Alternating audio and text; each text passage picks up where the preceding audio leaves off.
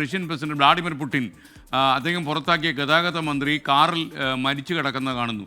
അപ്പോൾ എന്താണ് ഉണ്ടായത്? ദുരൂഹമായ മരണമാണെന്ന് മനസ്സിലാക്കുന്നു. SKN നമ്മളിപ്പോൾ ഗതാഗത മന്ത്രി, കേരളത്തിലെ ഗതാഗത മന്ത്രിയുടെ പത്രസമ്മേളനം കണ്ടുകൊണ്ടിരിക്കുകയായിരുന്നു. ഇവിടെയൊക്കെ അതെല്ലാം സുഖമായിട്ട് നടക്കാം.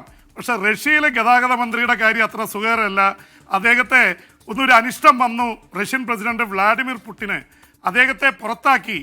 ഏതാനും സമയത്തിനുള്ളിൽ അദ്ദേഹം വെടിയേറ്റ് കാറിൽ മരിച്ചു കിടക്കുന്ന നിലയിലാണ് കണ്ടെത്തിയത്.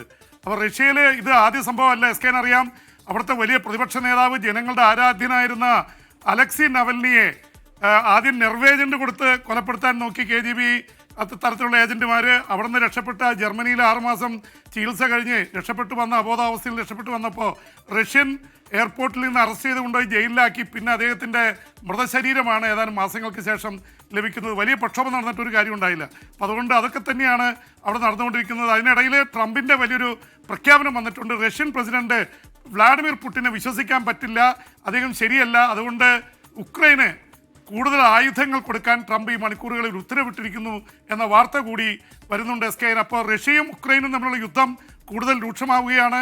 ഉക്രൈന് കൂടുതൽ ആയുധങ്ങൾ അമേരിക്ക കൊടുക്കുന്നു, പ്രശ്നങ്ങൾ രൂക്ഷമാവുന്നു. SKN. Thank you VP James. VP James ഇനി നാളെ കാണാം. അടുത്ത 15 ദിവസത്തേക്ക് VP ജെയിംസ് ഓഫ് എടുത്ത് വീട്ടിലിരിക്കും. പ്രേക്ഷകർ ആവശ്യപ്പെടുന്നുണ്ട്. Thank U.